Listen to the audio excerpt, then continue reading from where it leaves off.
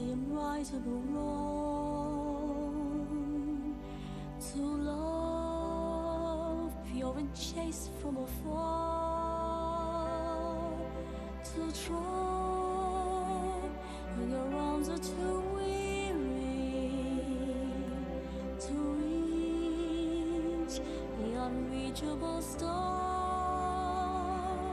This is my quest, to follow that star, no matter how hopeless, no matter how far, to fight for the right without question or pause, to be willing to march into hell for a heavenly cause.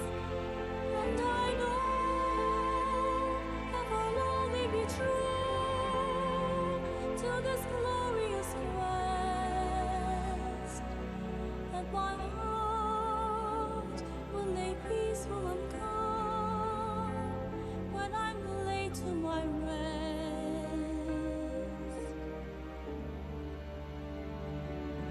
This is my quest, to follow that star, no matter how hopeless, no matter how far, to fight for the right without question or pause, to be willing to march into hell for a heavenly cause.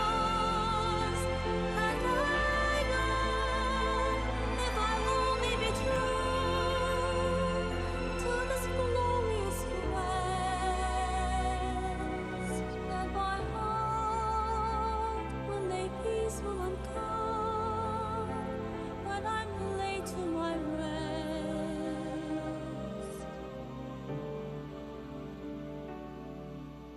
And the world will be better for this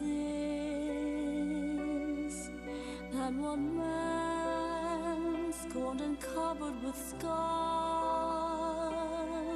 still strove with his lessons of courage to fight the unbeatable fight, to reach the unreachable star.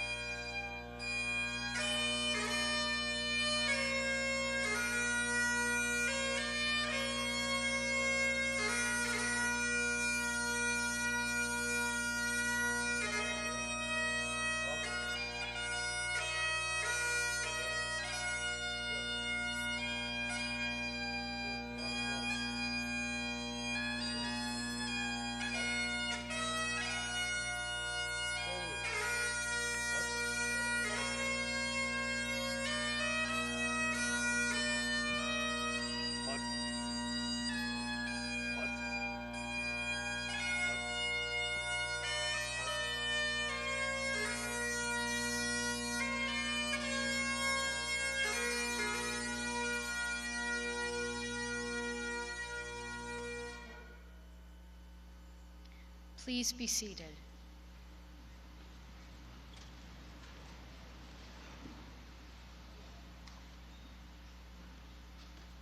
Welcome to this celebration of a life of service. We come from many faiths and perspectives, brought together by a desire to remember and honor the life of John Glenn. In this service, we won't begin to capture the depth and breadth of the life he led, but we will try. We will try. And this afternoon, we will also celebrate the unfailing promises of God. We remember that God's love for us is stronger than death. Today, we hold fast to that truth as we celebrate Senator Glenn's life. Now, please join me in our call to worship. Before God spoke the first word of creation, there was love.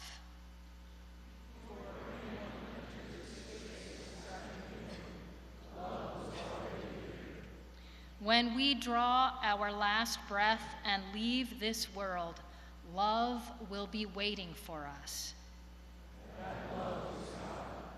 Then let us worship God.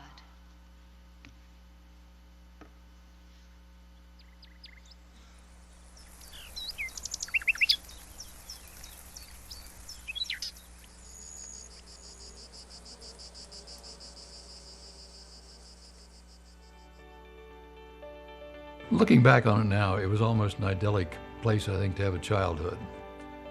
Patriotism and feelings about the country were just a given. You expected that. It wasn't something that was rare. And so it was, as I look back on it now, all the influences on whether it was religious thought or morals or ethical behavior or whatever, it was almost an idyllic place for kids to grow up.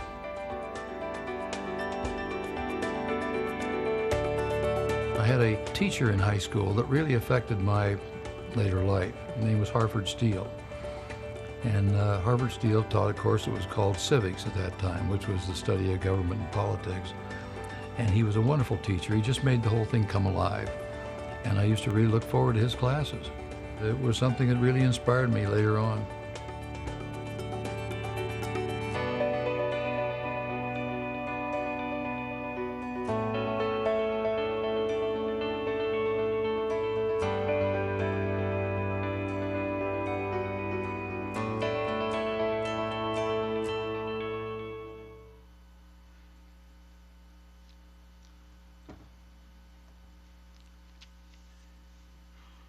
God, our refuge and strength, you're always close to us in every moment of our lives.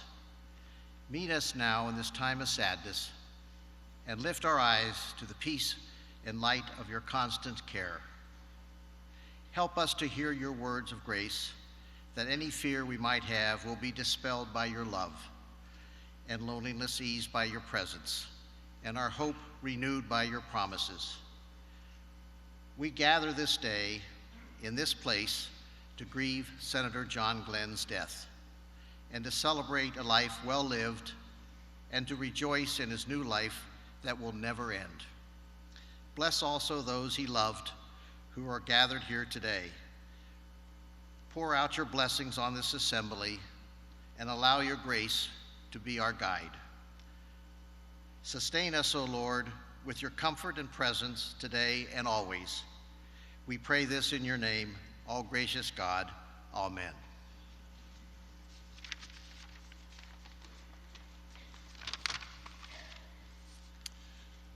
The following is a passage that is read on Yom Kippur. It's the holiest day of the Jewish year and lends perspective to the inevitable cycle of life.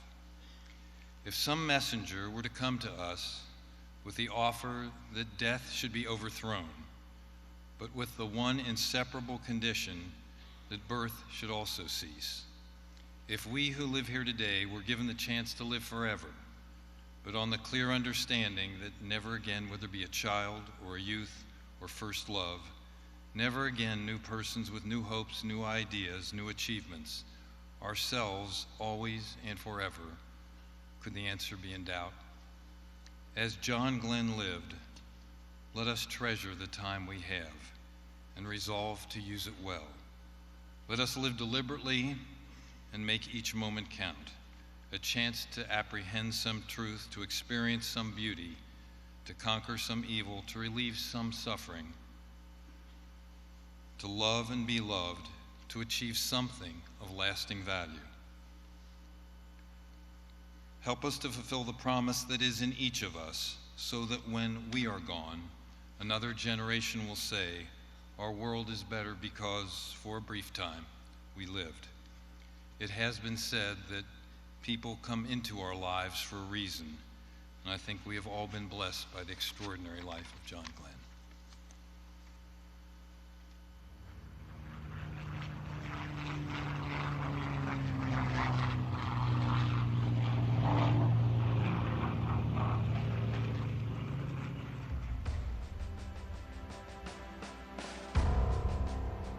So I got my private pilot's license in the spring of 1941, and then Pearl Harbor occurred.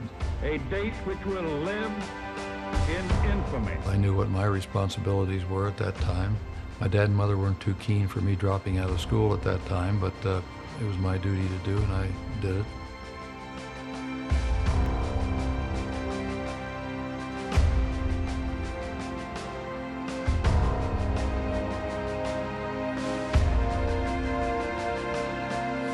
I was impressed with the Marine Corps and felt the Marines were the best, and I wanted to be part of that.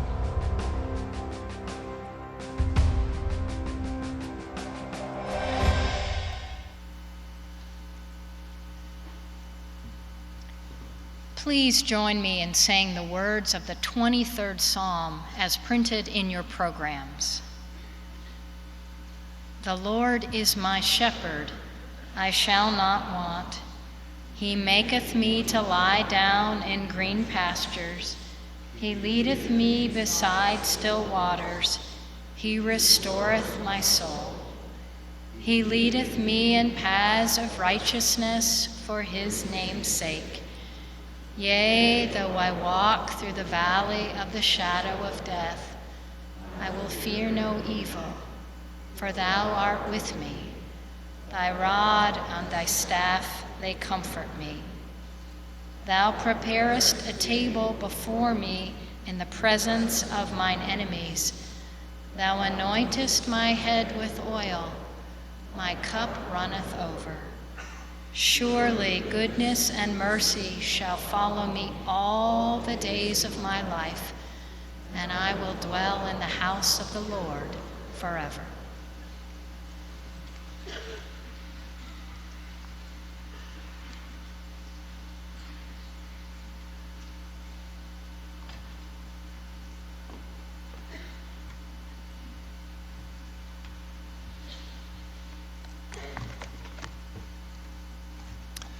It's a privilege to say a few words in honor of our esteemed friend and colleague. There are those here today who have known Senator Glenn for 60, 70, or even 90 years. But most of us knew him long before we actually met him. We knew him through news reports and flickering images of events that were among the most spectacular we had ever witnessed. The suspense of the countdown, the majesty of the liftoff, the technical brilliance. Our nation was proud of the achievement and proud of our brave and dashing hero. But more than that, we cared about him personally. We prayed for him personally, for his family, for his happiness and his safety. The mission captured our minds, but John Glenn won our hearts. There are many reasons for that. Foremost among them was the quality of John Glenn, the man. A decorated combat veteran, a fearless test pilot, but also, and importantly, a dedicated husband and father. He was very much like all of us. A superhuman work ethic, perhaps, but in so many other ways, like our father, our brother, our husband, our neighbor from New Concord, Ohio. And he was a consummate teammate. He put complete faith in those who supported him, and then risked it all, so vulnerable and so human, in that tiny capsule, to show us that we could succeed. This gave millions of us the confidence to know that we could reach our dreams. His service life, stretching over the past half-century, was exemplary and inspiring. From the beginning and throughout, he radiated authenticity and confident, perfect humility. He was the opposite of boastful. As truly outstanding people do, he let his actions speak for themselves. He was competitive, but his accomplishments were always in the context of doing his best to do a good job, to allow himself to be a role model. And to our everlasting fortune, he returned home, to his home, to Ohio, and after leaving office, to the Ohio State University, which he loved dearly and served energetically and with distinction as a faculty member and elder statesman throughout the last years of his life. We are eternally grateful. In that context, we met John Glenn during the recruitment process for this position. We were appropriately very flattered that he would take time to come out to the airport on a Sunday afternoon. But the main memory from that meeting was that we learned immediately that there was much more to him than we had appreciated from afar. And that more was Annie. The two of them together radiated warmth and optimism. The bond between them was palpable. In meeting Annie, we shook hands and she smiled and then didn't let go. As we talked, she held my hand for several minutes, as though I were a grandson returning home, and we spoke as though we had known each other for years. And that easy, open greeting welcomed us to the community. After moving to Columbus, we had the pleasure to visit with John and Annie on several occasions, some private, some public. Two bear mention today. The first was the dedication of the John Glenn College of Public Affairs. He was passionate about education and the college and honored that it bore his name. He was thrilled at the varied backgrounds and interests of the students, tomorrow's leaders. He was ever present in his office or attending events or welcoming dignitaries, always doing his best to inspire by example, a consistent, unwavering theme in his life. The dedication was on a brisk, crystal bright spring day. The trees on the oval were bursting with new life. The excited crowd was gathered facing the steps outside Page Hall. In fact, it looked just like the scene you see behind me. And the crowd was so large that it spread out across the street onto the other side of College Road. And the scene was of cars just visible above the heads of the people in the foreground, snaking slowly through the crowd. And it was reminiscent eerily of something, and it took a few minutes to grasp, and then it came that it was really reminiscent, and it dawned that it looked just like a ticker tape parade for an honored native son, as though it were February 1962 all over again, a sign from above perhaps of a job well done and great things to come. The second moment to share occurred just over a year ago, this time at a social dinner for the four of us at a local restaurant. It was like an old school double date. And we were talking broadly about university life and the events of the day, and the conversation turned to the 1960s and their friendships with members of the Kennedy family and the fateful events of June 1968. He shared a story you all know well, that after Senator Kennedy was wounded, the Glenns were asked by the Kennedy family to take the 5 children who were in California with them back to the home in Virginia and to watch over them while events in Los Angeles unfolded, and this they did. On the morning of the second day, he got the call, and it fell to him to draw the children together to share the unspeakable news. So he said he called them into a room and sat on the edge of a bed, and then as he was reliving this moment, his voice broke and he couldn't continue a half a century later. And reflexly, I reached out and took his hand, and then I caught myself wondering if I had unwittingly crossed some privilege of familiarity. But before I acted, he squeezed my hand and held it tightly, and then after a pause said that telling those kids that their father was gone was the toughest thing he'd ever done.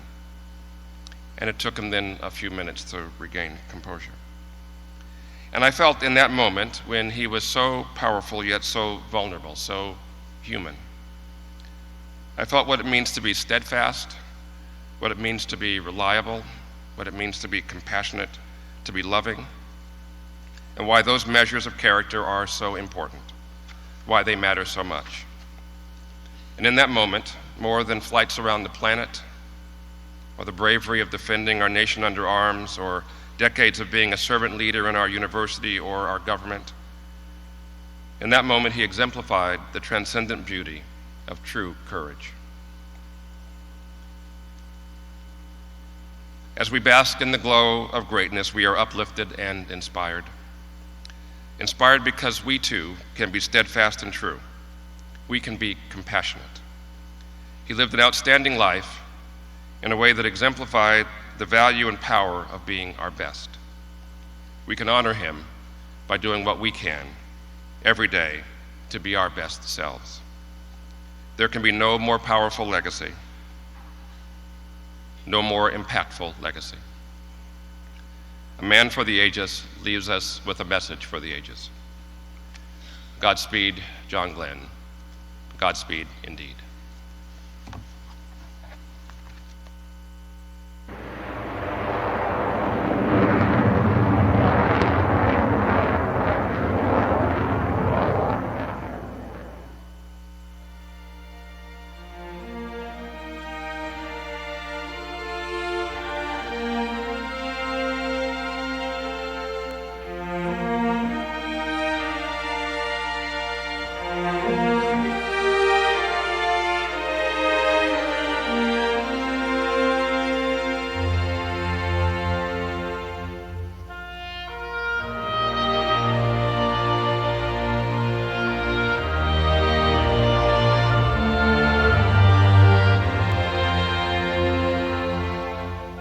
When I came back from Korea, I had applied to go through test pilot training and was accepted for that. And I thought to be able to work out some of the bugs on the new airplanes would be just about the ultimate in flying.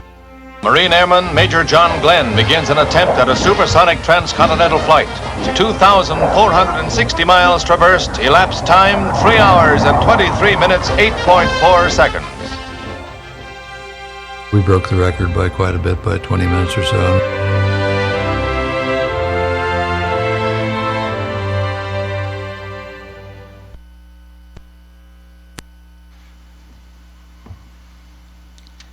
To Annie, the true source of John's remarkable strength for their many years together.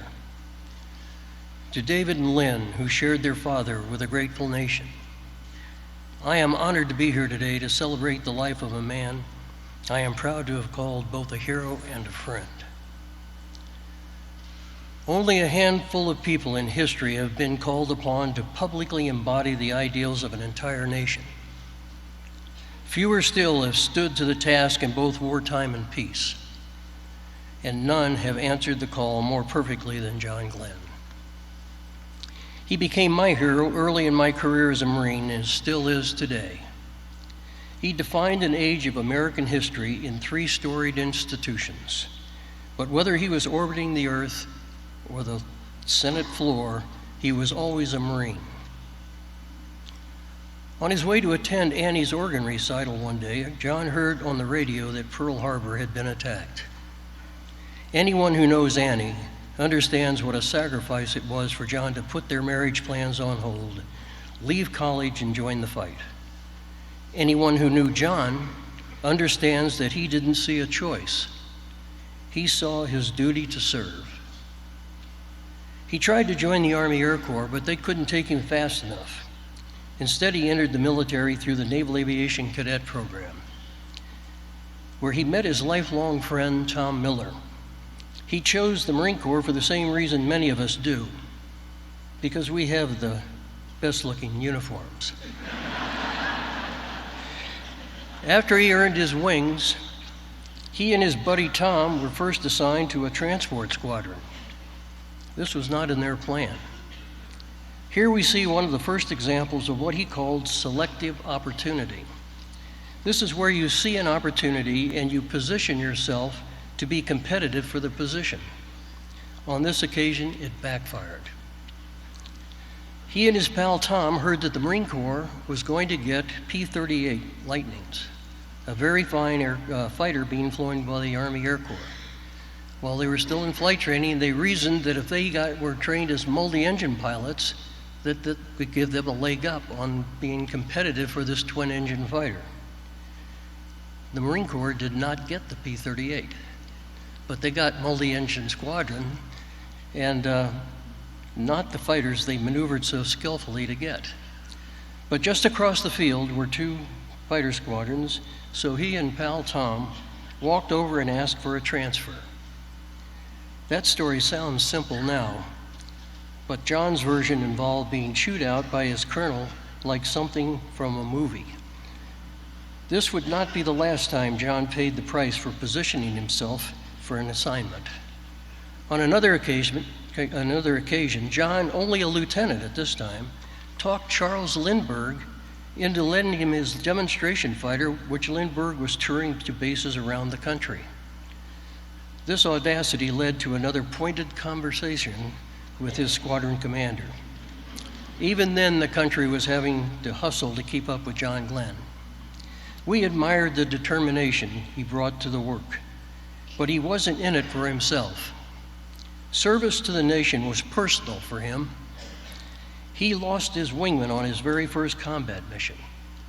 He understood the risk. He knew firsthand the heavy task of gathering a friend's personal effects and writing the letter to the next of kin. John went on to fly 149 combat missions in 2 wars. He never shirked from danger. He drew enemy fire like a magnet, giving rise to one of his more infamous nicknames, which I can't repeat here. He shot down 3 MiGs, and on 2 occasions he landed with more than 250 bullet holes in his airplane. But the man himself was bulletproof. John's exemplary service in 2 wars earned him a slot as a test pilot at Tucson River.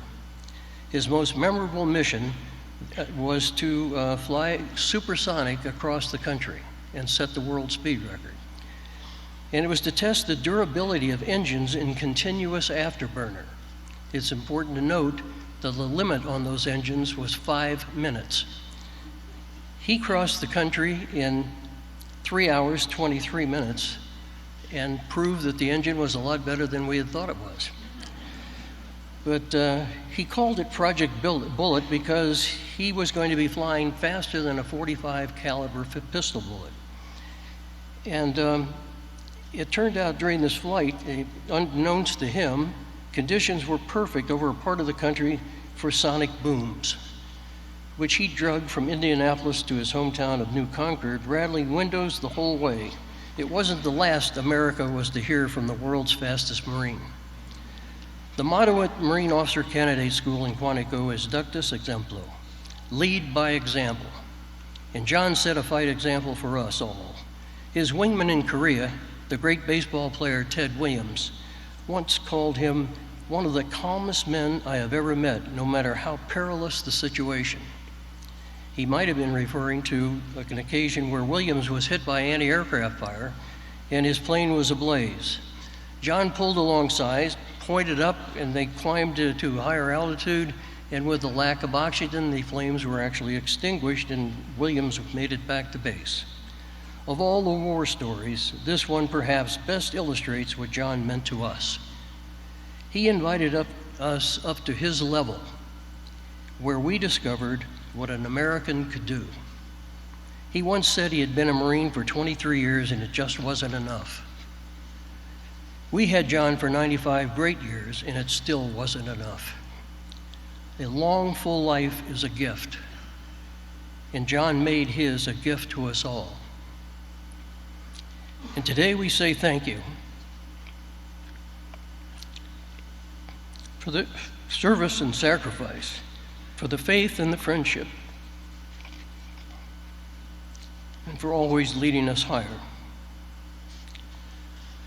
Even though the Marines' hymn was written over 200 years ago, they had John Glenn in mind when they wrote the lines, "First to fight for right and freedom, and to keep our honor clean. We're proud to claim the title of United States Marine. Colonel John Glenn has made his last takeoff, and he'll be missed, but never forgotten.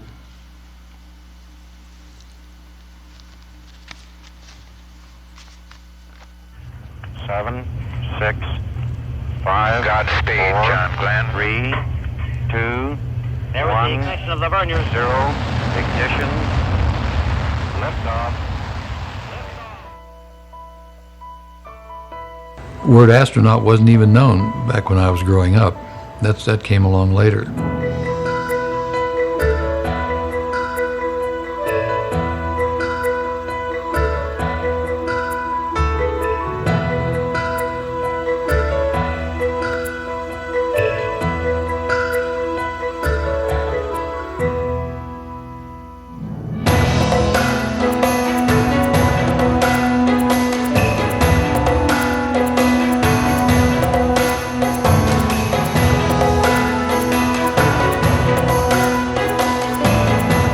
I loved it. Like to go up every day.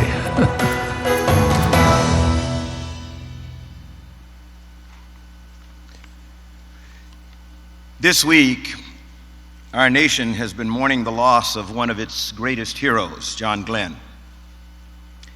His passing has affected me deeply, but in the spirit of optimism that he has always radiated, I'd also like us to remember his many achievements and the pioneering spirit that he exemplified.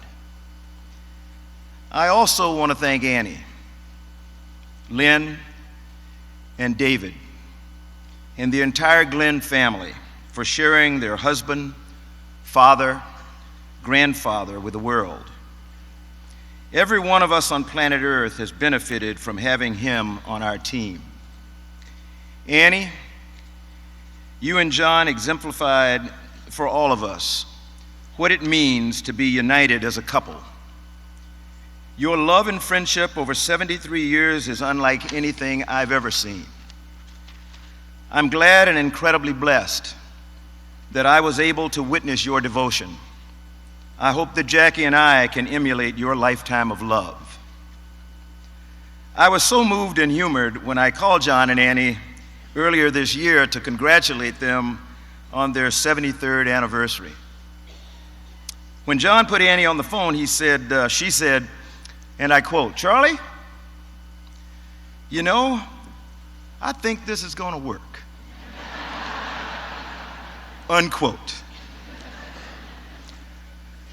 John Glenn always said yes. Yes to his country's call in the United States Marine Corps. Yes to being the first American to orbit Earth as one of Mercury's 7. Yes to his state's nomination to serve in the Senate, and yes to the ongoing call of his nation to help it forge a path through a new millennium. It was courage, grace, and humility John displayed throughout his life that lifted him above the stars. As the current head of NASA, I can say unequivocally that we are standing on John Glenn's shoulders as we pursue a human journey to Mars, a journey that would not be possible without his bravery and selfless dedication. I know that, and countless other astronauts who had the privilege of following Senator Glenn into space can pinpoint his remarkable accomplishment as the first American to orbit Earth as the seed of our aspirations. Even in his 70s, he continued to break barriers as he took to space again in the space shuttle. I was so proud to see this American legend soar again on Discovery's STS-95 mission. Just as with his first flight, he planted a seed that someday Americans from all walks of life might experience space and the wonder of our planet from orbit and see it as a unified whole. Kennedy Space Center Director Bob Cabana, another Marine, recalls of that time just how excited John was to once again be one of the guys, and how happy and blessed he felt to continue his role in the space program he loved and valued so much. Steve Lindsay, who is with us today, flew with John Glenn as the pilot of STS-95 on Discovery. Steve said, and I quote, "What I learned about John through that experience is that he was authentic. Every bit the hero the world and our nation holds him to be. John was, at his core, a man of integrity, humility, and kindness. Someone who put others ahead of himself, a team player, and someone you could always count on," unquote. John Glenn always represented the best of our American ideals. His personal popularity was enormous, perhaps because he was so approachable, so genuine. People felt as though he could sit down in their parlor for a chat and be right at home. Or like Steve Lindsay says, that he would be a great neighbor. John Glenn was deeply compassionate. He valued everyone, no matter his race or gender. He was ahead of his time in many ways. It was he who personally requested that Katherine Johnson, a black woman from West Virginia, from White Sulphur Springs, West Virginia, working as a human computer at the Langley Research Center, he requested that Katherine Johnson do the verifying of the calculations for his historic flight as a backup to the IBM electric computer. John was just like that. John made us look up, not only to the sky, thinking we might actually be able to see him up there, but toward the higher purpose that we as a country are always striving to achieve. He represented innovation and bravery, and with that infectious grin, he made us all feel good about ourselves. John first flew to space aboard Friendship 7, and he was truly a friend of humanity, a daring pilot who risked his life in World War II in Korea and worked tirelessly to advance the field of aviation long before he took to space. He dared the utmost on behalf of us all. It is fitting that this day also marks the 113th anniversary of the Wright brothers' first powered flight. Just as John advanced the frontiers of aviation, that's right, Lynn, so too we will follow his legacy to us, to travel farther in space. John Glenn received many accolades, but his true measure is taken not in awards, but in the respect he still commands on both ends of the political spectrum. By the large shadow he cast on our entire endeavor to travel farther into the solar system, and by the bright flame of his inspiration, which continues to illuminate our way. Godspeed, John Glenn, and thank you. We will never forget you.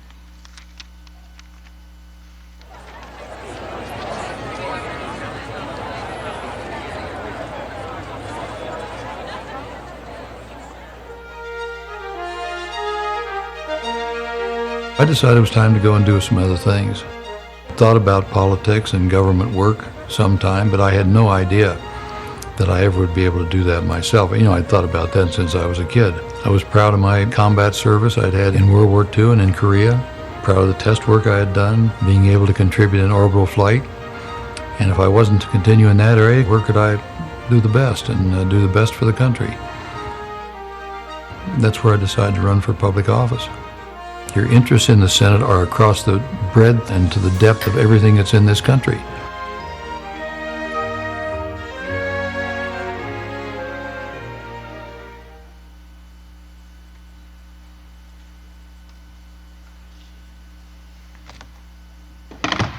Excuse me.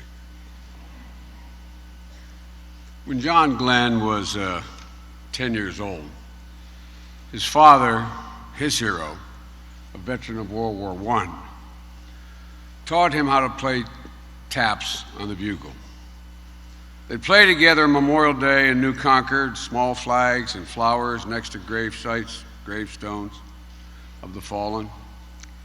And John would recall that time and feeling when he said, where love of country was a given, Defense of its ideals was an obligation, and the opportunity to join in its conquests and explorations was a challenge, not only to fulfill a sacred duty, but to join a joyous adventure. With John, all the years I knew him and worked with him, it was always a joyous adventure. Annie, what a joyous adventure you and John had together, on display for your children and the whole world to see. You all know it. You can tell when a couple really genuinely loves and enjoys one another. It was infectious. On behalf of President Obama and the First Lady, on behalf of the American people, Jill and I are here because we love you, Annie, and we love John. And together, you taught us all how to love. That's not something you usually talk about when you talk about heroes, especially heroes like John Glenn, who lived a life that was rigorous but tinged with just a little bit of magic. Just a little bit of magic. We talk about daring spirit, poise under pressure, mental and physical toughness, but for all his heroism that history will remember, in war, in space, in public life, you felt something deeper with John. Annie, on the way to get to Air Force Two, I got a call from John Kerry, who's somewhere over the Atlantic on the way to another mission in the Middle East to try to deal with Yemen. And he told me about his time he got to spend with you a couple days ago and the family. He pointed out, he said, Joe, you know, John's only the 9th person in the history of the state of Ohio to ever lie in state. Governor, I didn't know that. Only the 9th in history. And he said that he talked about how much it meant to him and to be with you. And he gave spontaneously what I think is maybe the best description of John Glenn I've ever heard, and I knew John for 40 years. He said, John came out of the heart of the country like you kids do, and he stole America's heart. He came out of the heart of the country, and he stole America's heart. And he did. He stole America's heart. I remember as a kid, freshman in college, John's historic flight. And Annie, you and John and Jill and I have been friends for 40 years. I know others have longer relationships, but what a wonderful 40 years it's been. We served in the Senate together side by side for 25 years, and we traveled around the world together. John was one of the happiest people I ever knew. No, think about it.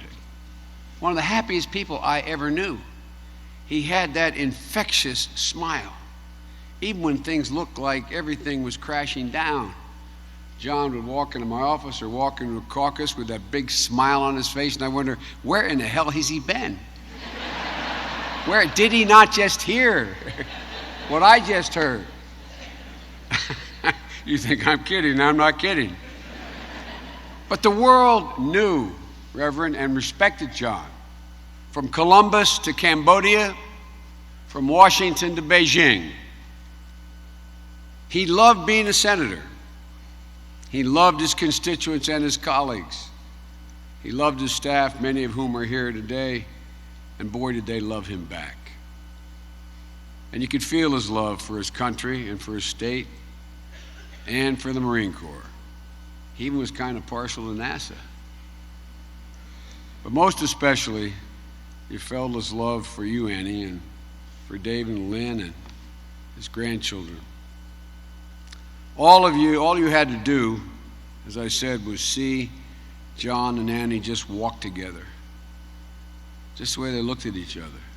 And you knew that's what it's supposed to be like. I said that to Annie today before we came in, and she said, well, that's like you and Jill. I said, no, it's different. Everybody knows I love Jill more than she loves me. I think you loved him just as much. The last time we were together, when Jill and I had had Annie and John over to the vice president's residence. I was looking at the picture this morning, Annie, of you guys walking down the steps, walking out to the gate, and Jill and I behind you. And the words of the poet Christopher Marlowe literally came to mind, and I had to rewrite this on the way in the plane. Christopher Marlowe said, "Come with me and be my love, and all the pleasures we shall prove."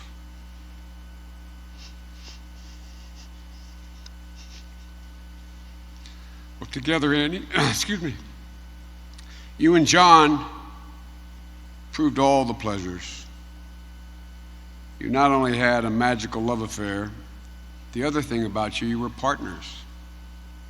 You were Platt partners. Together, you bore the weight of fame and responsibility with enormous humility and a sense of duty that defined you as the greatest of America's greatest generation. I think John defined what it meant to be America, what it meant to be an American, what we were about, just by how he acted. It was always about promise. We were a country of possibilities, opportunity, always a belief in tomorrow. Tomorrow. When John was at the house a couple years ago, that's all he kept talking about. Was, what are you going to do now, Joe? What are we going to do tomorrow? We have all these opportunities. Together, you and John taught us that a good life is built not on a single historic act or multiple acts of heroism, but on 1,000 little things. 1,000 little things that build character. Treating everyone with dignity and respect. John was one of the few of my colleagues, when we go into the restroom where there's a shoe shine guy, John would always pat him on the shoulder and give him a hug. Understanding that despite fame and position, everybody was John's equal. Everybody was John's equal in his mind. And it all comes down to being personal. The president always kids me, Annie, because I'm getting old enough now I could even try to improve on Tip O'Neill's admonition about all politics is local. I don't think John agreed with that either. I think he thought all politics is personal. It's all personal. It all comes down to being personal, to being there for family and being there for friends in good times and in bad times. Like you and John were there for me and Jill when I was in the hospital. You were there for us when our son Bo was deployed, and you were there when we buried him. It's all about being personal. Annie, you and John, as was mentioned earlier by the first speaker, were with Ethel. I happened to be with Ethel Kennedy at an awards ceremony in New York, the Ripple of Hope ceremony. And I was, ironically, a fellow who runs my office, who's an Ohio guy, said John wasn't doing well. You ought to call John. And I had a brief discussion with Ethel as I sat with her. And the story is well known about him talking to the kids and being sent back to Hickory Hill. But what struck me was I was told that when you and John got to Hickory Hill, John walked into Senator Kennedy's private study and saw that Robert Kennedy, who was the only political hero I ever had in my life, had out a book of Ralph Waldo Emerson's poetry. And it was opened up, and a leaf of the book, there in the margins, were comments made by Robert Kennedy. And the passage that John, I'm told, remembered was where Emerson said, "This time, like all times, is a very good one, if we but know what to do with it." thing that I liked most about John was he knew from his upbringing that ordinary Americans could do extraordinary things. Ordinary Americans do extraordinary things. And he believed, I believe, he was confident that every successive generation would know what to do with it. And that's the charge I think John left us, Annie. To join our nation's conquests and our nation's explorations as a challenge, not only to fulfill a sacred duty, but to join in this joyous adventure. So when the Marine plays taps on the bugle at Arlington for our friend, we can look deep into the heavens and know with certitude that John believed and was right, that future generations of Americans will also look deep within the heavens and understand how to explore, how to serve, how to love. They will come to understand that if we're looking for a message to send about our time here on earth, for what it means to be an American, it's the life of John Glenn, and that is not hyperbole. So God bless you, John. God bless you, Annie, and may God protect our troops.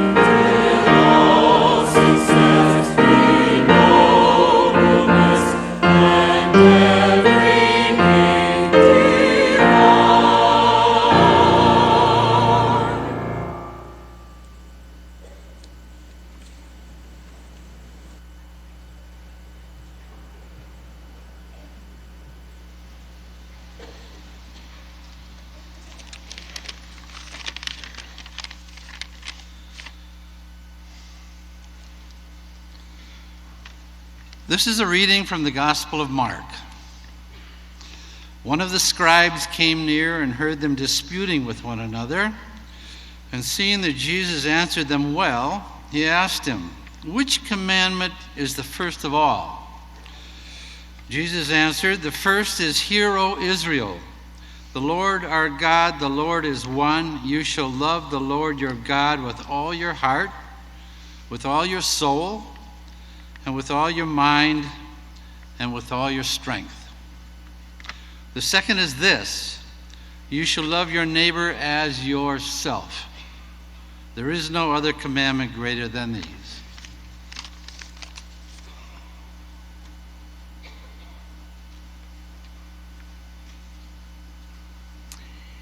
A reading from the letter of Paul to the Philippians. Finally, beloved, whatever is true, whatever is honorable, whatever is just, whatever is pure, whatever is pleasing, whatever is commendable, if there is excellence, and if there is anything worthy of praise, think about these things. Keep on doing the things that you have learned and received and heard and seen in me, and the God of peace will be with you. Here ends the reading.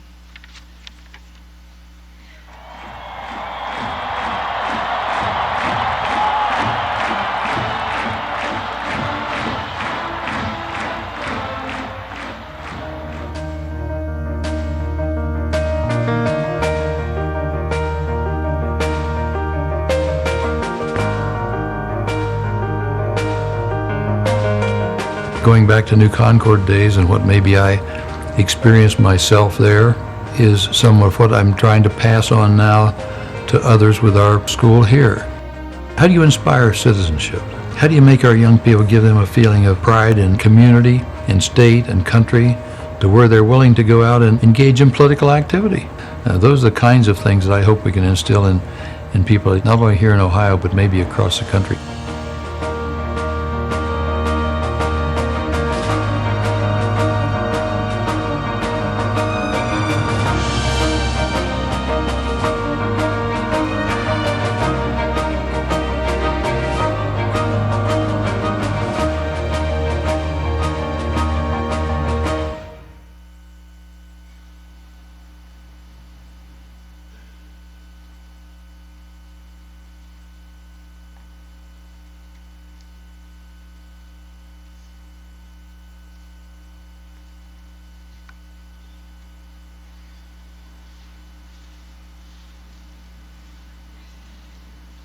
This is quite a crowd. To all of you who came here today, thank you so very, very much. It means a lot to our family. We really were not ready to say goodbye to him yet. His mind was sharp as a tack, but his body was failing him, and this had to be. I'm going to speak about my father from the perspective of being his son, but I've had a huge amount of difficulty deciding what to say about him. In the end, I just decided to go with the things I'll tell you about today because they're really stuck in my head and my heart. I'll start off talking about his memories, and then I'll share some of my memories of him. I can't really say for sure what made him the way he was, but he was born in a happy home with two parents who loved him deeply, and he grew up in a classic American small town, New Concord, Ohio, where he could adventure and explore to his heart's content. There was a terrific community spirit there, focused around church and school and town activities. And he told us lots of stories about his friends and my mother Annie. In particular, he never forgot the effect of the Great Depression on New Concord. When he was a kid, late one night, he overheard his parents talking about how they were going to lose their home if they couldn't make any more of the payments on their mortgage. But then one of FDR's New Deal public works programs to improve rural plumbing helped my grandfather's struggling plumbing business get off the ground, and that saved their home. Dad worked in that business as a teenager measuring and cutting pipes, and he was really proud of being a really good pipe cutter. He just told me about that earlier this year. The potential for government to do good was something that he never forgot. This was not an abstract concept to him. This was real life. Here are more memories from this early period of his life that he shared with us many times. As a little kid, he'd load some rhubarb from their rhubarb patch into his wagon and go door to door to make some extra money. He did the same thing with horseradish, and he liked to eat them both. He had a paper route, and he worked in summers as a dishwasher at a summer camp, and he played trumpet in the town band. My grandmother loved poetry, and she had him learn poems that he could recite by heart till the end of his life, and he also wrote some of his own poems. All these stories that he told us about his growing up years now feel like gifts that he left us. So now here are some things I remember about my life with my father. He loved science. When I was a kid, I remember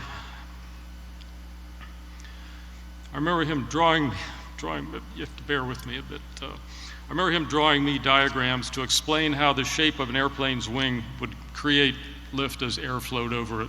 And this had to do with something called Bernoulli's principle. And the space program, of course, was a huge passion. When I was a teenager, he spent a lot of time before his Mercury flight going through all his manuals with me and explaining all the backup systems that were hopefully going to keep him alive if something went wrong. He had also learned how to identify lots of stars in NASA, and he taught those to us when we were kids. We'd lay out in the yard at night with a blanket while he pointed them out. Here's another story.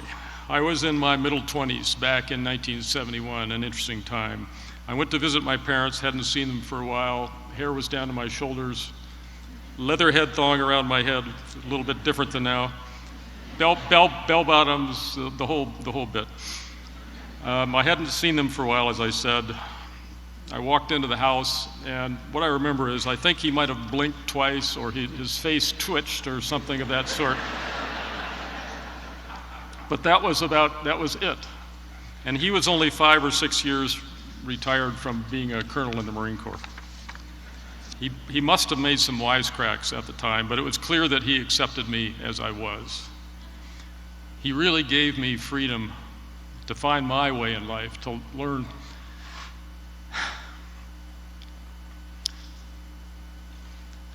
my lessons and make my own mistakes.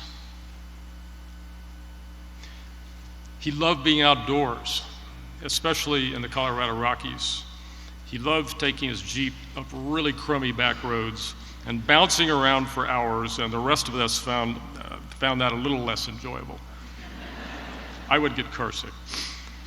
Once, I was with him on a backpack trip in Wyoming, sitting by a glassy, smooth wilderness lake, and along came 2 wild trumpeter swans flying low across the lake, so low that their wingtips made little ripples on the water as they were flying along with every wing beat. This is a golden memory that I have of my growing up with him. He was a lifelong jogger, and then when that was too hard on his knees, he'd go for daily walks.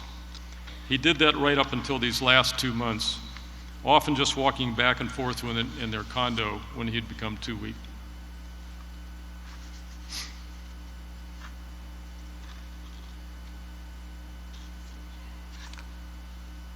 He loved to ski. The last time he skied, he was about 85, if you can imagine that. I was there. He was with my wife and I, and he made the best turns that I had ever seen him make, and I've never ever been able to figure that out. But he aggravated some arthritis in one of his knees, and he had to give it up after that. One of our most beloved family traditions over the last 40 years was to gather together in the mountains every year at Christmas time. We'd bundle up, adults, grandkids, and dogs, get a permit from the Forest Service, and then take an axe and drive out into the National Forest and find a Christmas tree. After we had the tree, we'd build a fire following his careful instructions about creating little chimneys. I heard him say that 1,000 times. For the flames to follow, and pretty soon we'd have a roaring fire to cook hot dogs and baked beans, heat up the baked beans, and roast marshmallows to make s'mores. Sometimes it wasn't much above zero, but he loved those times, being huddled with us around the campfire. Some other things that he really liked: having a barbecue pit, because cooking steaks over charcoal was one of his real specialties. Medium rare was the way he liked it. Making hot buttered rum on special occasions. Corn on the cob dripping with butter. Ketchup, his flavoring of choice, on virtually everything. Singing with his great tenor voice, always ready to harmonize. Barbershop quartets. Teaching my sons to drive his riding mower. Reading absolutely everything. He had piles of magazines on every subject. Round tables. He loved round tables because he felt that they brought everyone into the conversation. Watching Westerns with his grandkids. And he had a special weakness for chipmunks and especially hummingbirds. He loved hummingbirds. He and my mom loved to travel. In the summer of 2013, when he was 92 and Mom was 93, they decided to go on a huge road trip. All we knew was that they were heading west. A few days after they had started this trip, they called up to say hello, and they were sitting in their car, which had been loaded up onto a flatbed AAA truck, because they'd had a flat tire and their spare tire was defective. So they and their car were being transported off to a town 25 miles away. But it turns out they were somewhere in the Texas Panhandle, and it was 105, 106 degrees. This is the punchline of this story from them. Roasting hot. They were sitting in their car on the top of this flatbed truck with their engine running in the car so that they could have the air conditioning running the whole time and not roast themselves. And they were all excited about this adventure. They got the tire fixed and they continued on. This is 2013, not that long ago. Later on in this same trip, they called up again and they had just finished a 2-mile hike in Arches National Park using their walking sticks. And this was right at the end of the summer. Then near the end of this trip, they called up again from some little town in Colorado where they were sitting in a restaurant, and there was a freak thunderstorm going on that had caused a flash flood, and water was coming under the front door of the restaurant. No end of adventure. Am I right, Mom? I mean, they loved that trip. I could go on indefinitely with my memories of him, but what struck me as most important is how much he cared about not just the people in his life, his family and his friends, but about people in general. He was enormously considerate. He loved and cared for other people, and they sent that love and care back to him. He treated everyone, cab drivers to presidents, with the same respect and interest. Of all the experiences of his life, nothing was more important to him than of having been in a band of brothers, being in a group of people like the Marine Corps, who were more afraid of failing their comrades than of losing their own lives. Beginning with his very first mission in World War II, as Jack Daly told us earlier tonight, or this afternoon, and then again over the years, he lost a whole group of friends, some in combat, some in accidents, and he never entirely got over those losses. It choked him up to talk about. I'll finish with one more very recent memory, and this really happened. This is, my wife and I were visiting my parents this last October, back on October 18th. We had just finished eating dinner with them, and we were sitting at the dinner table in their condo here in Columbus. Their round dinner table. You like the round table. We were all talking and somehow got onto the subject of Neil Armstrong, the astronaut, and Dad was remembering being at Neil's 80th birthday party, I think it was. He described Neil sitting down at that party at the end of it and playing September's song on the piano and singing that song, Neil singing this.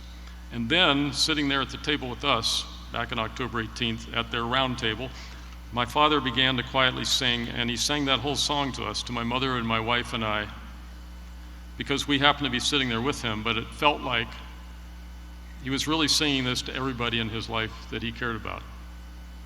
And this is what he's saying to us. Oh, it's a long, long while from May to December, but the days grow short when you reach September.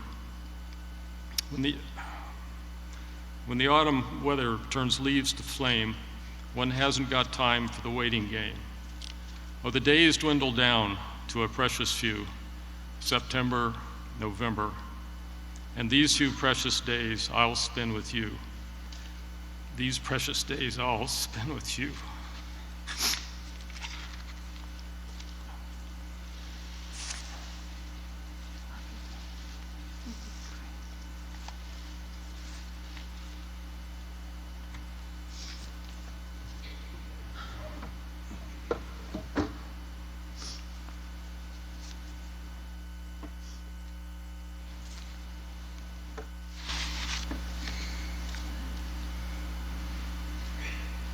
Like my brother said, we're so grateful all of you are here.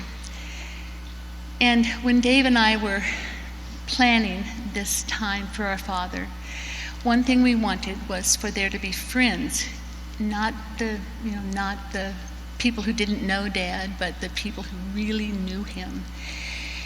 And I hope that you're able to hear that President Drake, Charlie, see, you used the names, Jack,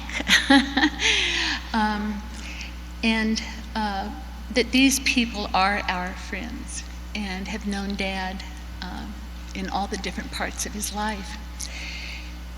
And Mr. Bolden, of course, Charlie, Jack and Charlie. And someone has been mentioned a couple of times, and I would be remiss if I didn't say this, that our lives were intertwined with a wonderful family, the Kennedy family.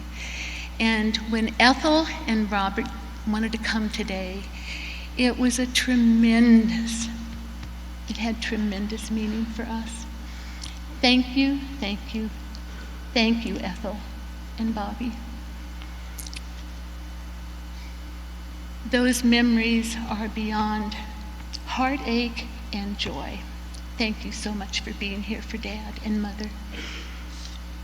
I would also be remiss if I didn't thank, I certainly am not going to list them, but Dad died about 9 days ago, and in the period of time from his death to today, there have been a group of people who have come together with unbelievable love, strength, support, and energy to celebrate him. They knew him well, and they absolutely made this day possible, this time possible. When we were going to the funeral home to see Dad's body, I knew I wanted to write something to put in the casket. And I started writing my letter to him.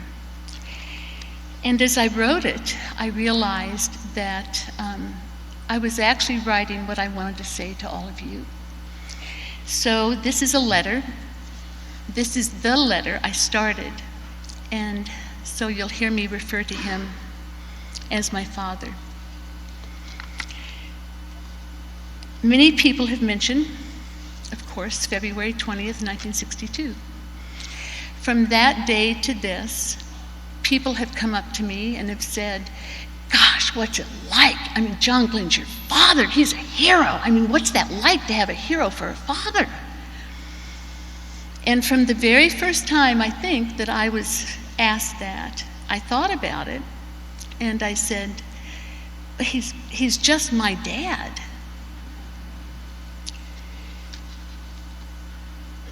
You have been my teacher, my nemesis, yes, my singing partner, you tenor, me melody, and my source. I'll just ask Dad. You taught me to parallel park a car, tie knots, tie a necktie, and slide a car on ice. You recommended I memorize my social security number. And I learned from you, Westerns are a high form of entertainment, and the white hats always win. And he had two. When you and Mother married, you told her, I can't promise you much, but I can promise life won't be boring. In time, Dave and I lived that promise too. Life with you, Dad, was never boring. World War II, Korea, the speed run in Project Bullet, Name That Tune, test pilot to NASA and Friendship 7, 4 terms in the US Senate, Discovery STS-95, and the Glenn College here at OSU. Like I said, never boring. To remember a time in your life when people put their lives on the line for each other and our country, sharing a goal and a higher purpose. You also would stop by the Lincoln Memorial, you and Abe. Your belief in our democracy was clear several years ago when I felt fear and despair about the direction our government was going. Your counsel to me was prescient. You said our democracy was designed to move like a pendulum, far left to far right, always seeking the middle. Your words reassured me then and reassure me now. You also taught responsibility comes with our citizenship, and it is important to be well informed by truth and science, and that public service is the responsibility of each citizen. I remember when I was 8 years old, I had some good grades I wanted to share with Dad, and I showed them to him, and his response was, yes, but what have you done for your country today?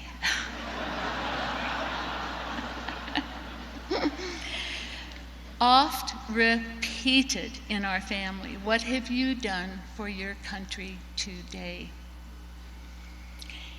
You were teaching me our country is more important than any individual, and our country is stronger when we each do our part. Although I admit, as an 8-year-old, I wanted a bit more atta-girl and a little less God Bless America.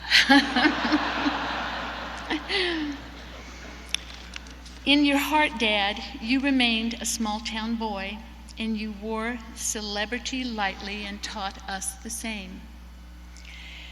Though you met presidents, CEOs, kings and queens, you had a common touch with people at a gas station or at a Bob Evans where you and Mother would stop for fried mush and scrambled eggs. The son of a small-town plumber, as Dave mentioned, you kept one of Grandpa Glenn's wrenches on your desk as a reminder of where you came from. And you gifted a wrench to my brother, to Dave, and to me. Naturally shy, you often wore a ball cap so you wouldn't be recognized. But your civility and small-town manners would take over when you entered a building.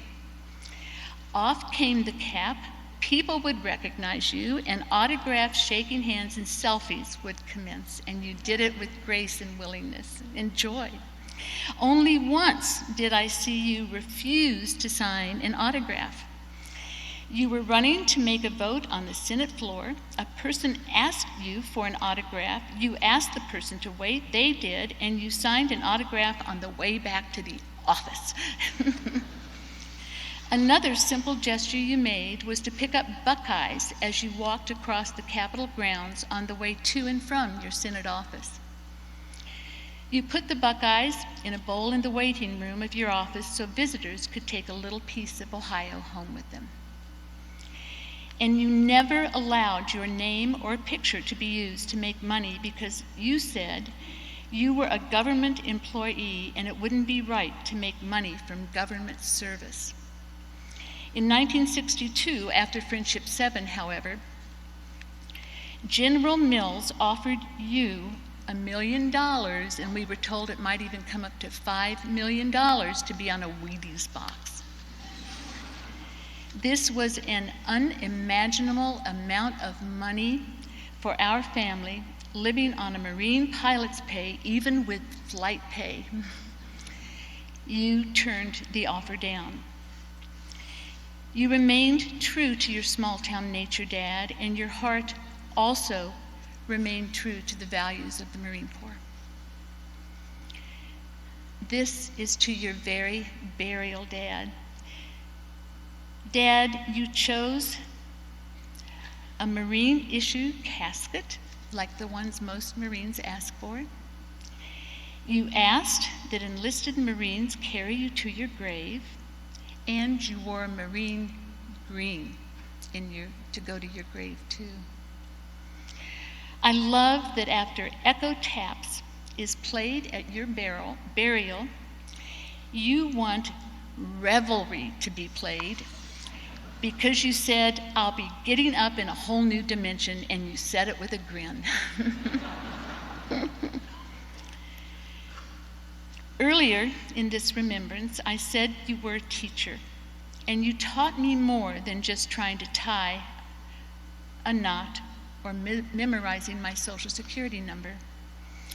During the life you shared with Mother, you were tender with and supportive of her, especially with her stuttering.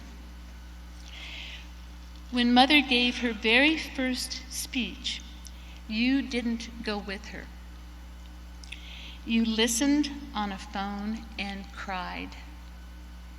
You knew she had to stand alone and not in your shadow. And you were an elder in our Presbyterian church, but I think I learned more about religious practice watching how you lived your life. You treated other people as you wanted to be treated. You were true to your word with a handshake. You gave to the Salvation Army and lived with humility and gratitude. Once I asked for your insight and guidance when I thought I had a good idea for an investment. After we talked for a while, you thought, and you said, "Well, yes, but how much is enough?"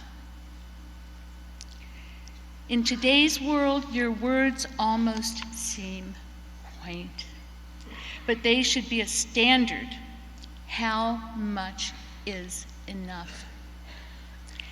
You were more self-educated by your natural curiosity than any degree might have bestowed. And Google and Safari gave room for your imagination and curious nature to explore the universe. I learned from you age is not just a number, that aging can be full and meaningful. The Glenn Institute became the Glenn School and is now the Glenn College. I am so grateful you lived to know your legacy of public service and meaningful policy will endure. You challenged another assumption about aging, Dad. You flew your pressurized Beech Baron, referred to as Annie Air, until you were 90. To confirm your skills as a pilot, you took a flight physical every year and completed a long weekend of training and testing provided by Beech Aircraft. But macular degeneration caught up with you, and one of the saddest consequences of the disease, it compromised your ability to see sunsets. It was heartbreaking for you and a heartache for me. Now here we are, your funeral. Folks from around the world in all walks of life remember and honor you, Dad. You lived many lives in one life with honesty, grace, belief in our country, and the honor of public service. I am proud and so grateful to say you're just my dad. Thank you, Dad. I love you. Godspeed, Dad.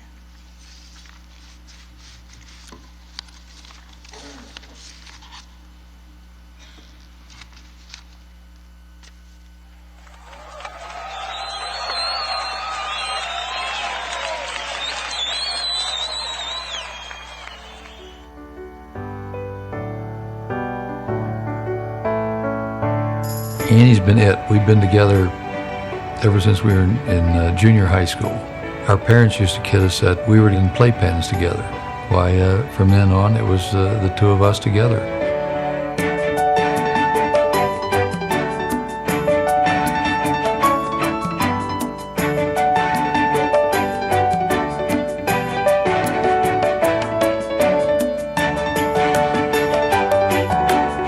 They were things that I thought were important and were important for the country, and that she thought were important for the country too.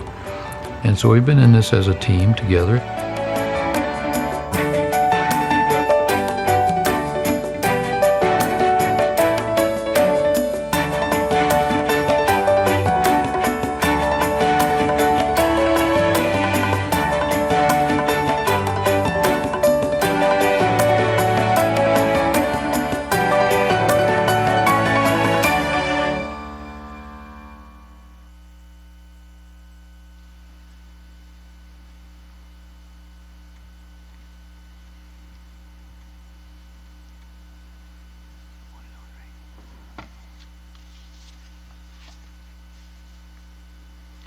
By any measure, accomplishment, service, courage, John Glenn was a great man. When I think of John Glenn, I think of a good man. My first taste of John Glenn, the good man, was on March 4th, 1968, at the Madison Theater in Mansfield, Ohio. 50 teenage boys had gathered for our Eagle Scout dinner. Colonel Glenn was the speaker. John Glenn, national hero, shook hands with each one of us. John Glenn, perhaps the most famous man of his generation, took a picture with us one at a time. He always made time for you no matter your station in life. That lesson has stuck with me. 39 years later, former Senator John Glenn walked me down the center aisle of the United States Senate to be sworn in. And of course, like the Eagle Scouts of 4 decades earlier, all the new senators wanted to meet their American hero. And he was kind to senators too. I had the honor to see John Glenn up close at work and at play, with family and with strangers. Every presidential year, Ohio's most prominent Democrat would board a bus with our presidential or vice presidential nominee to campaign around Ohio. I watched the retired senator, a mentor to so many of us, reconnect with Senator Kerry in 2004, with Senator Biden in 2008. I saw him for the first time, I was sitting on the bus with him, meet the young senator from Illinois, and the immediate connection that the American icon and the future president made. At one stop, this was a decade after his retirement from the Senate, John Glenn got off the bus, jumped over a ditch, and shook the outstretched hand of an appreciative farmer. John was there in non-presidential years for Ohio Democrats too. In 2006, we boarded a, shall we say, older, less opulent Winnebago with the Ohio Democratic ticket to campaign through small town in rural Ohio. As we traveled up and down and over the hills of John and Annie's beloved Southeast Ohio, the rest of us began to get car sick. But of course, not the 85-year-old astronaut who simply smiled at us. And I saw the elder statesman as he'd get off the bus and speak to one adoring crowd after another, transferring some of his magic to us. John was an FDR Democrat. Roosevelt saved America, after all, John said. An FDR Democrat who cared about justice and cared about opportunity for people with less privilege than most of us in this room have. He never forgot, as Dave talked about, he never forgot the terror that struck his 10 or 11-year-old heart when he overheard his parents saying that their home was about to be foreclosed upon. It was a New Deal government-backed FHA loan that allowed John's father to renegotiate with the bank and keep his family in their home. John knew, as he later wrote in his memoir, that government can change people's lives for the better. Some say that John's brand of patriotic optimism is a throwback to a bygone era, but we need it now more than ever. John believed in an activist government and an active citizenship. He warned that cynicism and apathy were a threat to democracy itself. John's friend Robert Kennedy, who helped to convince him to run for the Senate, said that politics was a calling almost like the ministry. Presbyterian John liked those words. The happiest and most fulfilled people I've known, he told us, are those who devoted themselves to something bigger and more profound than their own self-interest. That drove John's activism and his public service. It drove him to create the Glenn Institute, becoming the Glenn School, becoming the Glenn College, to inspire the next generation of active, engaged citizens. A friend who worked for John 30 years ago in his Senate office told me this week, John Glenn took such joy in helping others and was so proud of his staff. Even when you left, you were still family. John Glenn was the only Ohioan ever to be elected 4 times to the United States Senate. He was a workhorse, never a show horse. He labored over the details of non-proliferation and environmental cleanup of nuclear disposal sites, grunt work to some, but John was content to spend his time not on collecting instant headlines, but achieving lasting results that would leave the world better than he had found it. He helped create the independent watchdogs we know as inspectors general to keep the government he believed in accountable to the people it serves. He had the foresight to found the Great Lakes Task Force, which continues to play such an important role to protect the health of our Great Lake.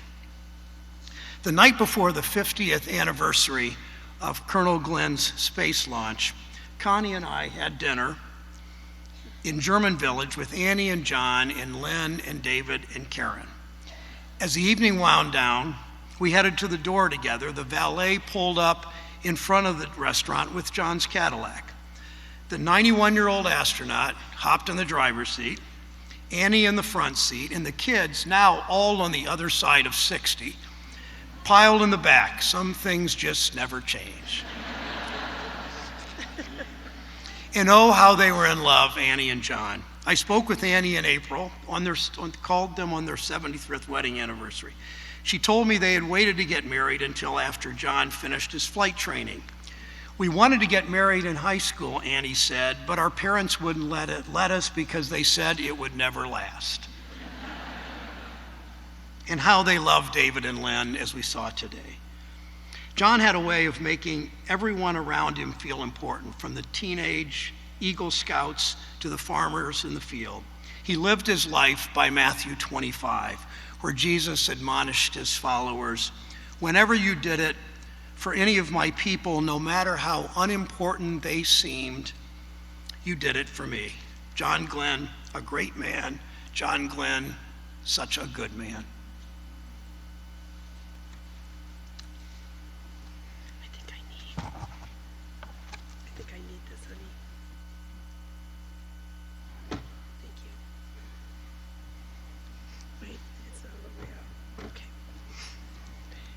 He's still handy that way, Annie.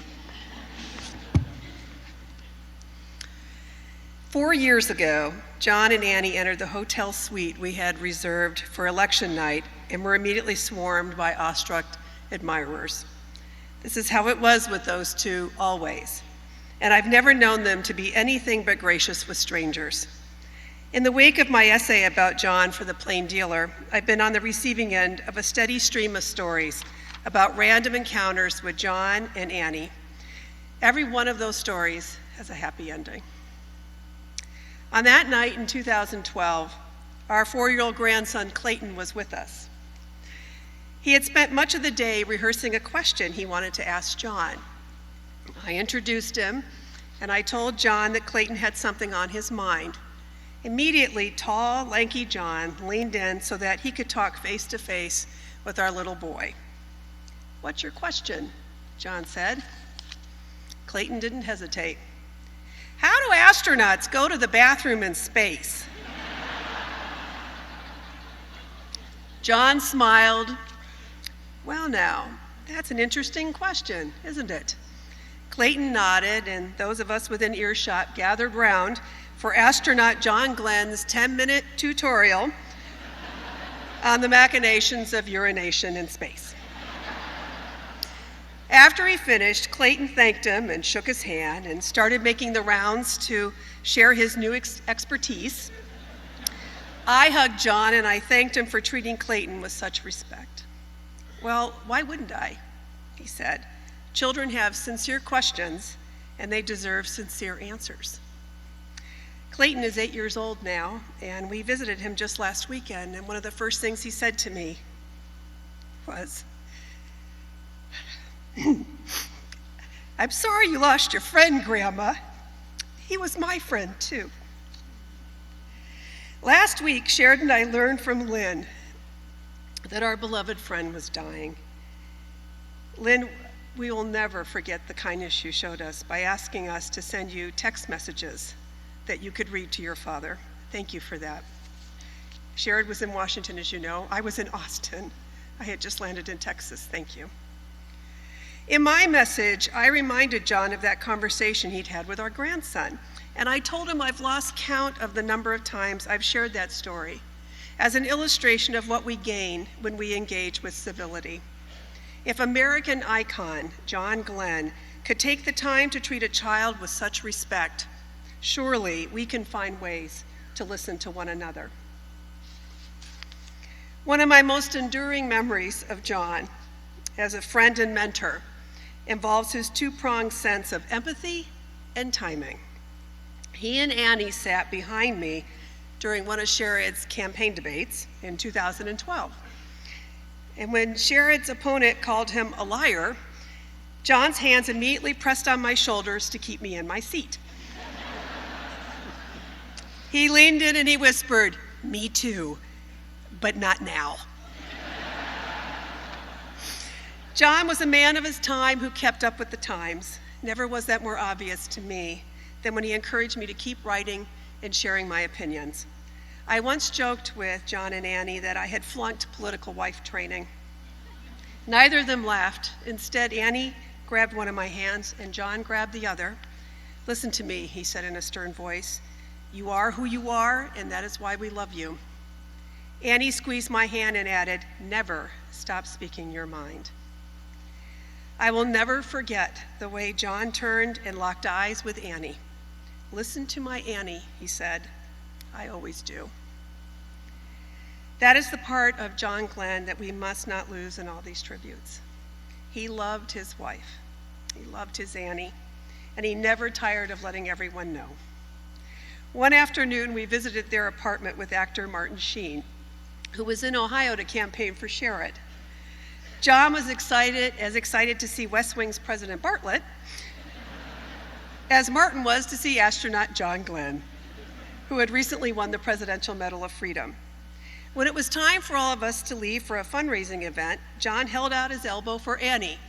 Annie had other plans. "Annie," Martin said, grinning in that impish way of his, "may I escort you?" Annie looped her arm around his and smiled at John. "We'll see you when you get there." John turned to me in mock horror. "Did you see that? She just dumped me." He stood in the doorway and watched her walk the length of the hallway, beaming like a boyfriend. The last time Sherrod and I spent time alone with John and Annie was at their apartment here in Columbus. As soon as I sat down on the couch, John pointed to where I was seated and said to Annie, "She's sitting where Hillary sat." And until that moment, neither us nor certainly any member of the media had known that Hillary had just stopped by to visit. For more than an hour, we talked about the presidential race and we talked about the future of our country, but we also swapped stories about our children and our grandchildren. John was a bit slower, but only in movement. His mind was sharp as ever. As we prepared to leave, he made clear to us in his engineer's voice that he knew time was running out. You can only replace the parts so long, he said, putting a hand on each of our shoulders. Eventually, you need a new chassis. We were quiet on that elevator ride back to the lobby, each of us taking in what John was telling us. Once again, our friend was answering the question, this one unspoken, as honestly as he could. One last time, John Glenn was leading the way. Annie, I am here as your friend, too, and as a fellow political wife.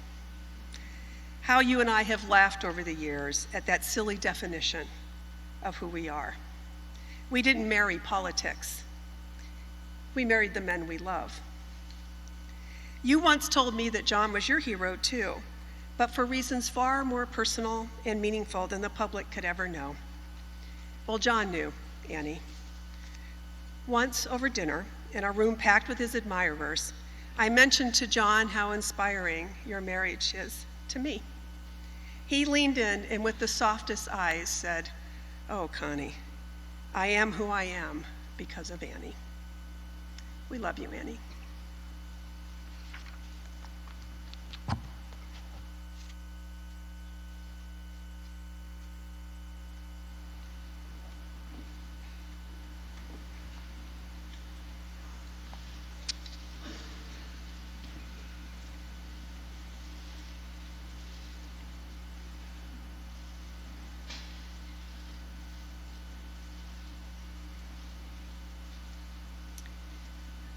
A little over 75 years ago, Annie Castor was set to give her senior organ recital at Muskingum College. On the way there, 20-year-old John Glenn was listening to his car radio and learned of the bombing of Pearl Harbor. After the concert, the two of them sat together and talked. He told her about the attack and of his plan to enlist. December 7th, 1941, the pieces of their life came together and they mapped out their future. One of the pieces of music that she played that day was Finlandia by Sibelius. It became a very important piece of music for her and her soon-to-be husband. The Muskingum Choir will now sing "Be Still My Soul," a hymn text set to the tune of Finlandia.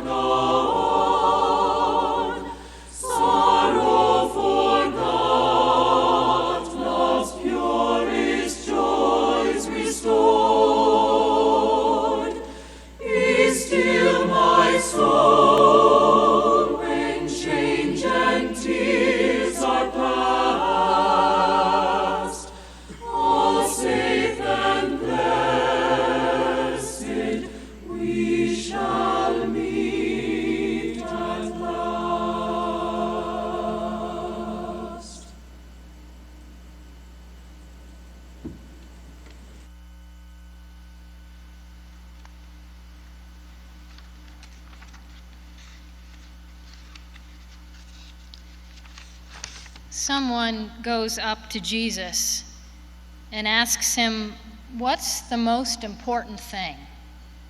What matters the most?" And Jesus answers, "Love God with everything in you, and love your neighbor in the same way." Throughout his life, John Glenn never lost sight of what mattered the most.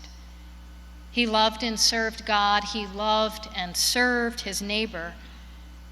It's just that for him, that category of neighbor got bigger and bigger until he saw the whole human family as his neighbor. That perspective, that way of seeing the world is very biblical.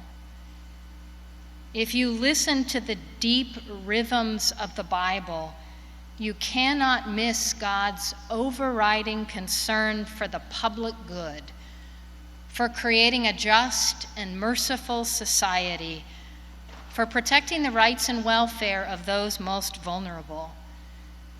And God has a special fondness for those willing to promote the common good. People who are willing to roll up their sleeves to do the hard, messy work of helping our communities work better, of creating just laws and societies. This is complicated, hard work, and I'm not sure there is a higher or harder calling. Throughout his adult life, Senator Glenn shared his gifts to work towards that common good as a pilot, astronaut, senator, and his work in creating the John Glenn School. But his legacy is not limited to students enrolled in the school. His legacy is available to all of us. For one who traveled so far, who soared so high, he never left the rest of us behind. He always took us with him. Earlier this week, I asked Mrs. Glenn about her husband's faith. She answered, quote, "We didn't talk about it much because it was in us," end quote. The Glenns are of a generation that rarely spoke about their faith. They lived it. Faith got in John Glenn at a young age, and it took root. He had a deep, lifelong connection to God and to the church. And that connection shaped the trajectory of his life, giving him the courage to dare greatly and the wisdom to live humbly. And he knew in life and in death he belonged to God. Senator Glenn did something that is rarely done. And I'm not talking about any of the accomplishments that have been mentioned today. The rare thing he did was he lived a life that fully and completely reflected his deepest values. His priorities were in his bloodstream, his values embedded in the synapses of his brain. That's why the Philippians passage the family chose for today is so appropriate. His life embodies those words. Finally, beloved, whatever is true, whatever is honorable, whatever is just, whatever is pure, whatever is pleasing, whatever is commendable, if there is any excellence, and if there is anything worthy of praise, think about these things. Keep on doing the things that you have learned and received and heard and seen in John Glenn. And the God of peace will be with you. The tradition I represent, the tradition in which John Glenn was baptized and so shaped his life, makes the claim that today, at this very moment, he is all right. He is not lost. but he is found. At this very moment, he is whole, complete, well. He is now cradled in the arms of love. God is holding him tight, and God will never, ever let him go. Today we give thanks to God for the life and witness of John Glenn. Let us pray. O God, our strength and our Redeemer, giver of life and conqueror of death, we open our hearts to you. We give thanks for your servant John Glenn and for his life among us.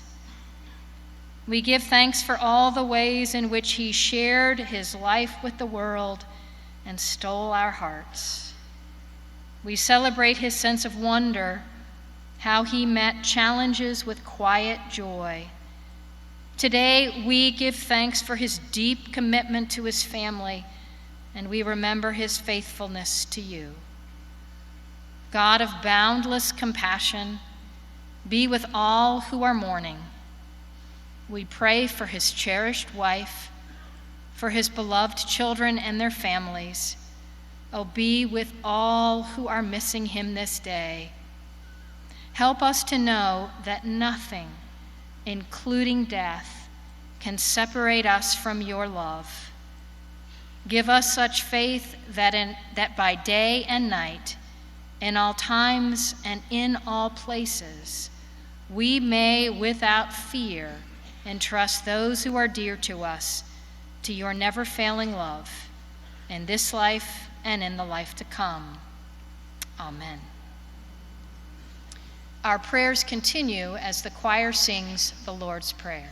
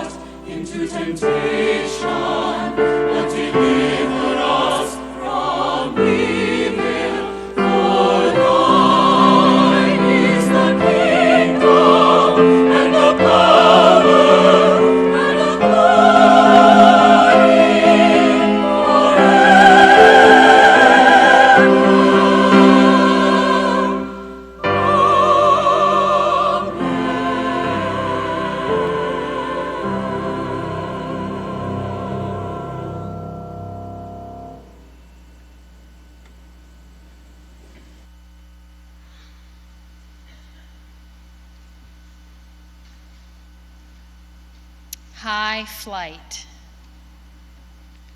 Oh, I have slipped the surly bonds of earth and danced the skies on laughter-silvered wings.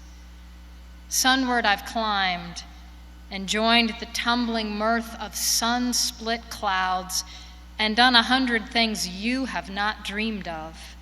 wheeled and soared and swung high in the sunlit silence. Hovering there, I've chased the shouting wind along and flung my eager craft through footless halls of air. Up, up, the long, delirious, burning blue, I've topped the wind-swept heights with easy grace, where never lark or even eagle flew. And while with silent, lifting mind, I've trod the high, untrespassed sanctity of space, put out my hand, and touched the face of God. Let us pray. Into your hands, merciful Savior, we commend your servant John. Acknowledge, we pray, a sheep of your fold, a lamb of your flock. Receive him into the arms of your mercy, into the blessed rest of everlasting peace, and into the glorious company of the saints in light. Amen. Now may the Lord bless you and keep you. May the Lord be kind and gracious to you. May the Lord look upon you with favor and grant you peace. Amen.